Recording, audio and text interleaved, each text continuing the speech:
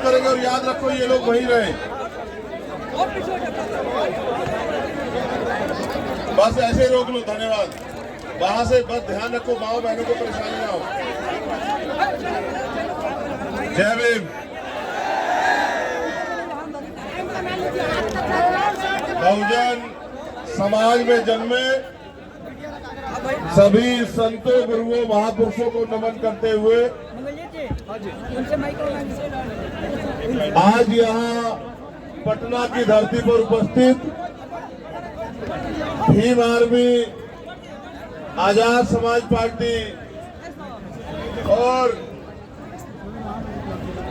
बहुजन समाज के उन सब योद्धाओं का मैं दिल की गहराइयों से स्वागत करता हूं जो लोग यहां पहुंचे। मैंने आपसे अपील की थी कि आप लोग उस आंदोलन को ताकतवर करने के लिए आना। आप लोग इस संख्या में आए, मैं आपका धन्यवाद करता हूं। लेकिन क्योंकि लड़ाई हमारी अपनी है और इस लड़ाई को हमें अपने कंधों पे, अपने सहारे से, अपने पैरों पे खड़े होकर लड़ना है, तो हमें अपनी ताकत को और बढ़ाना पड़ेगा।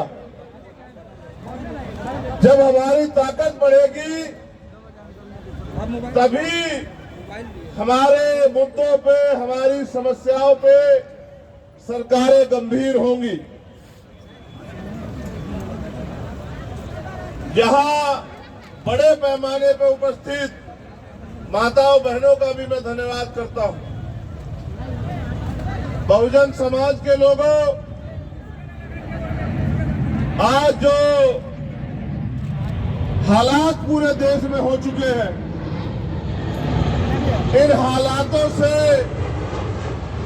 लड़ने के लिए हमें आज नहीं तो कल हक अधिकार की इस लड़ाई में अपने योगदान को निभाने के लिए तैयार होना है। ये बिहार है, मैं पूरे देश में घूमता हूं। बिहार के साथ जो अन्याय हुआ है, समय समय पे बहुत सी सरकारें यहां रही, लेकिन आज भी सबसे ज्यादा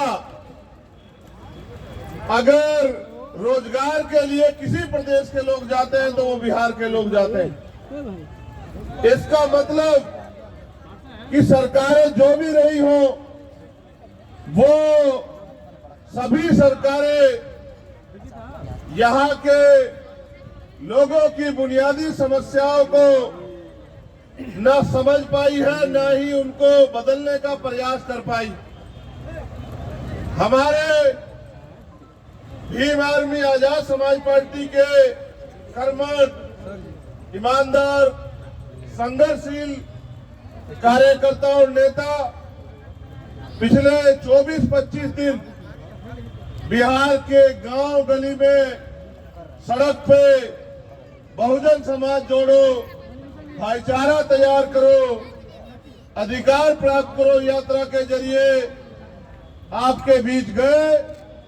आपकी समस्या को सरकार के आगे मीडिया के जरिए, बहुजन मीडिया के जरिए, अखबार के जरिए, दीवारों पर लिख के सरकार को जगाने का काम किया।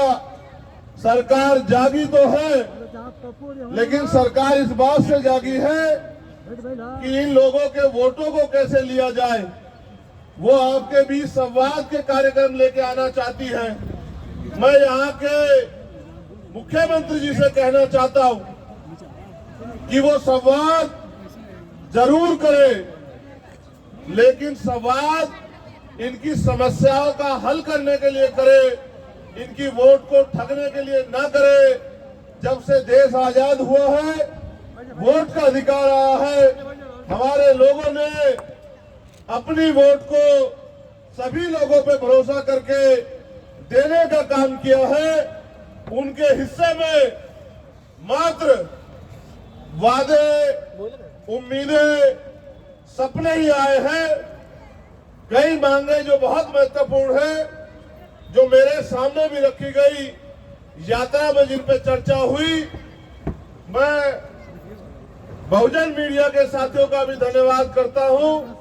मुझे उम्मीद है, क्योंकि ये पटना है, यही बराबर में मुख्यमंत्री जी की पार्टी का कार्यालय है, विपक्ष के भी कार्यालय है, जो सहयोगी साथी है सरकार के उनके कार्यालय भी है, तो शायद उन तक मेरी आवाज जाएगी और हो सकता है आपकी ताकत को, आपकी वोट को, आपके संघर्ष को ध्यान में रखकर हो सकता है कि वो आपकी मुद्दों को सुनने का,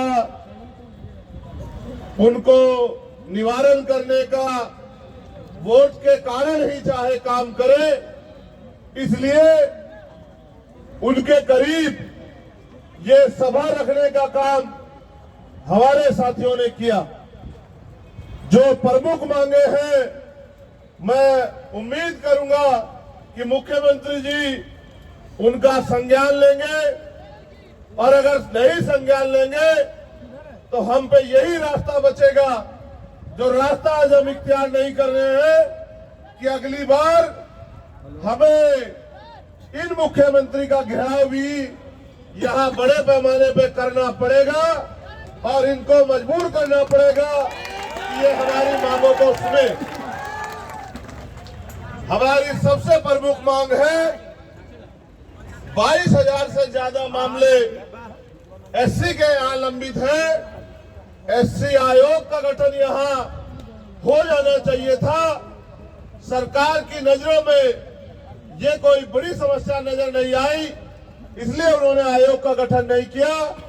हमारी मांग है कि वो जल्दी से जल्दी एससी आयोग का गठन करें।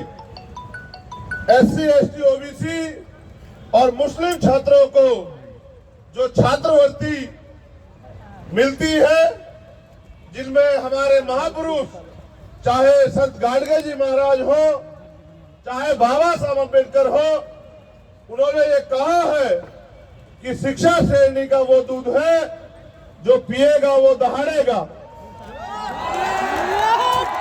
संत गाडगे जी महाराज ने तो यहां तक कहा कि अगर थाली ना हो तो हाथ पे रख के खाना, मगर अपने बच्चों को जरूर पढ़ाना।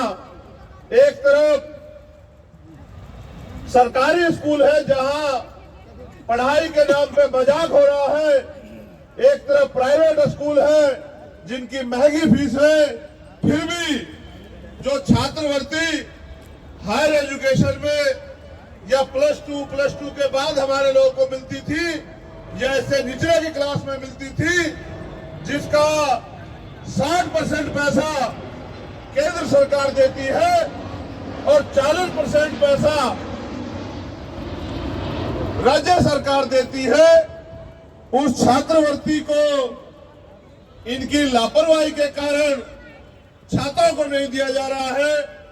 मेरे आज भी याद है, मैं घर पर था, सहारनपुर बक्सर का एक बच्चा मेरे घर पहुंचा। उसने मुझसे कहा कि मुझे क्रेडिट कार्ड का लोन हमने लिया था, पढ़ाई के बावजूद भी रोजगार नहीं मिल पा रहा है, बैंक वाले लोग मेरे घर के चक्कर लगा रहे हैं, मेरे घर की कुर्की के आदेश दे रहे हैं। वो रोने लगा और मुझसे कहने लगा कि भैया आप मेरी मदद कराओ, आप मुख्यमंत्री से ये अपील करो, आप उनसे ये निवेदन करो कि जो बच्चे क्रेडिट कार्ड के पैसे नहीं चुका पा रहे क्योंकि रोजगार नहीं मिला है, जैसे अन्य लोगों का कर्ज माफ होता है, अगर वास्तविकता में मुख्यमंत्री जी या उप मुख्यमंत्री जी हमारे बारे में चिंतित है, तो उस कर्ज को माफ करने का काम करे या फिर हमें रोजगार देने का काम करे। तो मैं ये कहना चाहता हूं, वास्तविकता में सरकार बहुजनों की है, तो छात्रवृत्ति का पैसा अन्य मदों से लाकर उस पैसे को हमारे बच्चों के लिए देने का काम करे, और क्रेडिट कार्ड का जो लोन का जो पैसा है उसको माफ करने का काम करे। पूंजीपति सरकारों के जो मित्र हैं, जो सेंटर में बैठे हैं, वो अपने लोगों का लाखों लाखों करोड़ का कर्ज माफ करते हैं, आप अपने बच्चों का कर्ज नहीं माफ कर सकते तो फिर ये सरकार हमारी कैसे है? हमारी ये भी मांग है कि बड़े पैमाने पे एससी के लोग, एसटी के लोग जो रोजगार के रूप में ताड़ी का काम करते हैं, तो ताड़ी को कृषि का दर्जा मिलना चाहिए, जिससे कि उनको रोजगार मिले और कोई आय का साधन खड़ा हो।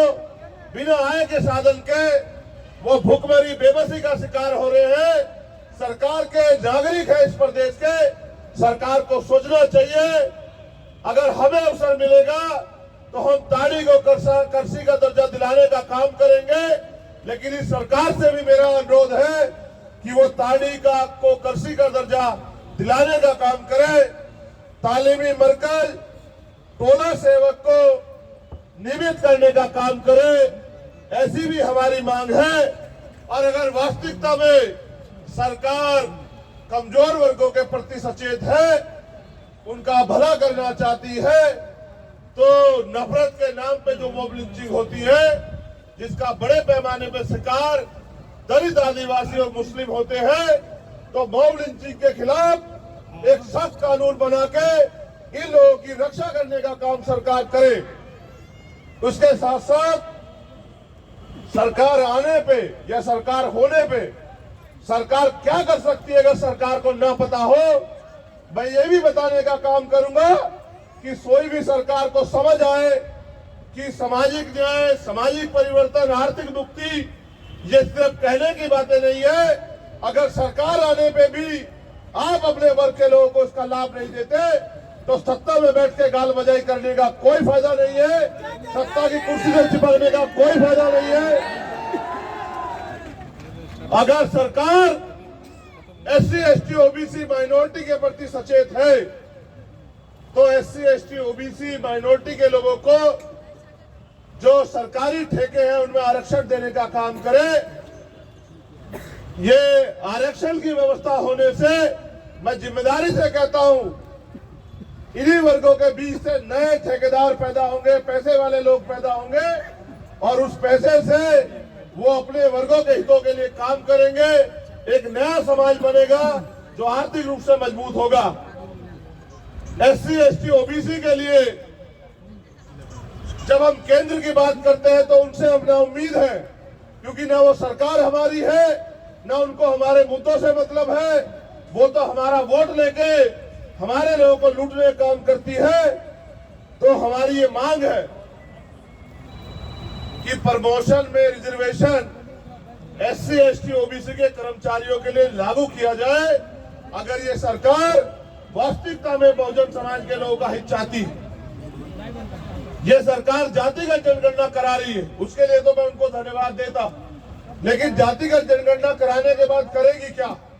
तो मैं सरकार को रास्ता दिखा रहा हूं कि जातिगत जनगणना करा के, क्योंकि अब 2022 के आदेश के बाद सुप्रीम कोर्ट के 50% की सीमा खत्म हो गई है, तो सरकार बिहार में सबसे पहले 100% रिजर्वेशन लागू करे। जिसकी इतनी संख्या हमारी, उसकी इतनी हिस्सेदारी। 52% ओबीसी को 52% आरक्षण दे। जो आबादी दलित, आदिवासियों की है उनको उनके बराबर आरक्षण दे। जो आबादी मुस्लिम समाज की है उनके बराबर आरक्षण दे। और जो आबादी स्वर्ण समाज की है 5-10%, तो उनको भी हमारा अधिकार ना लूटने दे, उनको भी उनकी संख्या के आधार पर व्यवस्था कराए कि जो हमारा अधिकार छीन रखा हो वो बंद हो। सरकार को एक और काम मैं बताना चाहता हूं। मैं कल लखनऊ में था, वहां रेलवे के कर्मचारी मेरे पास आए, जबकि वो सेंटर के अधीन है, मगर मैं यहां की सरकार से कहना चाहता हूं कि सरकार चाहे तो इन वर्गों के कर्मचारियों का भला करने के लिए पुरानी पेंशन को वो बिहार में शुरू कर सकती है, जिसका बड़ा लाभ इन वर्गों के कर्मचारियों को मिलेगा और वो अपने पैरों पे खड़े रहेंगे। आने वाले समय में पे बैक टू सोसाइटी के जरिए वो समाज में महापुरुषों के आंदोलन को चलाने का काम करेंगे। और इसके बाद जहां तक मुझे जानकारी है, 8 लाख एकड़ जमीन यहां सरकारी 8 लाख एकड़ जमीन है, 18 लाख। ये जानकारी मुझे बिहार के साथियों ने दी। अगर सरकार वाकई में संवाद करना चाहती है तो वंचित वर्ग के लोगों को कृषि करने के लिए, घर बनाने के लिए, क्योंकि आपकी कई योजनाएं गरीबों का घर छीन रही है। जो 30-30 साल से लोग बसे हुए हैं, बक्सर में उन्होंने मुझे आके बताया कि सरकार योजना चला रही है, बहुत अच्छी बात है, लेकिन अपने लोगों के घर उजाड़ के तालाब बना के कौन सी योजना आप चलाने का काम कर रहे हैं। इसलिए अगर सरकार करना चाहती है, आज आपके पास मौका है। उस जमीन को, क्योंकि हमने उत्तर प्रदेश में देखा है, मान्यवर काशी राम साहब कहते थे कि जो जमीन सरकारी है वो हमारी है, तो उस जमीन को गरीबों में बांटने का काम करे, जिससे ये गरीब खेती या अन्य कोई रोजगार करके अपने पैरों पे खड़े हो। आपके पास मैंने कई रास्ते आपको दिखाए। आप देश की सत्ता में भी जाने की बात करते हैं, ऐसी चर्चाएं भी हैं, लेकिन जब आप मुख्यमंत्री बनके अपने प्रदेश में काम नहीं कर सकते तो देश की सत्ता पे आपको कौन बिठाएगा। यही वर्गों के लोग वोट के आधार पे वोट देके तय करते हैं कि देश की सत्ता पे कौन बैठे। ये ठगे गए हैं। लेकिन अब भीम आर्मी आजाद समाज पार्टी के जरिए हमारे नेता कार्यकर्ता गांव गांव जाके हमारी मां बहनों को, बुजुर्गों को, नौजवानों को समझाने का काम कर रहे हैं। अब ये ठगे में नहीं आएंगे, अब हम मानेंगे नहीं, ये लड़ाई हिस्सेदारी की है। तो मैं आपसे अपील करता हूं कि यहां से जाने के बाद मेरे साथियों, सोना मत। हमारे नेता भाई जौहर आजाद जी, अनिल प्रधान जी, रवि कुशवाहा जी, अमर ज्योति जी, अबूजर खान जी और तमाम नेता, निशान जी, वो सब लोग, अमित पासवान जी बहुत मेहनत करते हैं, आपके बीच में रहते हैं, हर अन्याय का सामना आंख से आंख मिला के करते हैं, आपकी आवाज को उठाते हैं, उनके हाथों को मजबूत करने का काम करना, उनकी ताकत बनने का काम करना, उनको आगे बढ़ने के लिए उनके साथ खड़े रहना। तो आपके अधिकारों पे कोई डाका बिहार में नहीं डाल पाएगा, ऐसा मेरा मानना है। इन मांगों के लिए हम सरकार को 1 महीने का समय देते हैं। सरकार के पास 1 महीने का समय बहुत है। अगर 1 महीने के अंदर सरकार इन मांगों को नहीं मानती है, हमारे प्रदेश अध्यक्ष तो अभी से तैयार बैठे हैं, वो तो 20 मार्च कह रहे हैं कि 20 मार्च तक अगर सरकार हमारी मांगों को नहीं मानेगी तो हम बिहार में जेल भरो आंदोलन शुरू करेंगे, लेकिन अपने लोगों के अधिकारों को किसी को डकारने ठगने नहीं देंगे। मैं यहाँ पहुंचा हूं इस उम्मीद के साथ कि बिहार में भी आप लोग अपने पैरों पे खड़े होंगे। आपके पास रास्ता है मेरे साथियों, आपको ये तय करना है कि आप बैसाखियों के सहारे रहोगे या अपने पैरों पे खड़े होंगे। बैसाखी आपने इतने दिन देखी, बताओ आपकी जिंदगी में क्या बदला, और अगर नहीं बदला है, बदलना चाहते हो तो फिर जमीन पे जाके काम करो। मुझे आपसे बड़ी उम्मीदें हैं, क्योंकि बिहार की धरती बड़ी क्रांतिकारी धरती है। बिहार से जो क्रांति आंदोलन चलते हैं वो देश की सत्ता को पलट देते हैं। मैं भी उम्मीद करता हूं कि बिहार के साथी अपने हक अधिकारों के लिए यहां भी अपने पैरों पे खड़े होने का काम करेंगे। और मुझे उम्मीद है कि जो गरीब के बेटे मैंने यहां अपने प्रतिनिधि के रूप में आपके बीच भेजे हैं, आप उनके हाथों को मजबूत करने का काम करोगे। आप यहां आए, इस गर्मी में भी अपने साधनों से आए, यहाँ डटे हुए हो, मैं आपका दिल की गहराई से धन्यवाद करता हूं।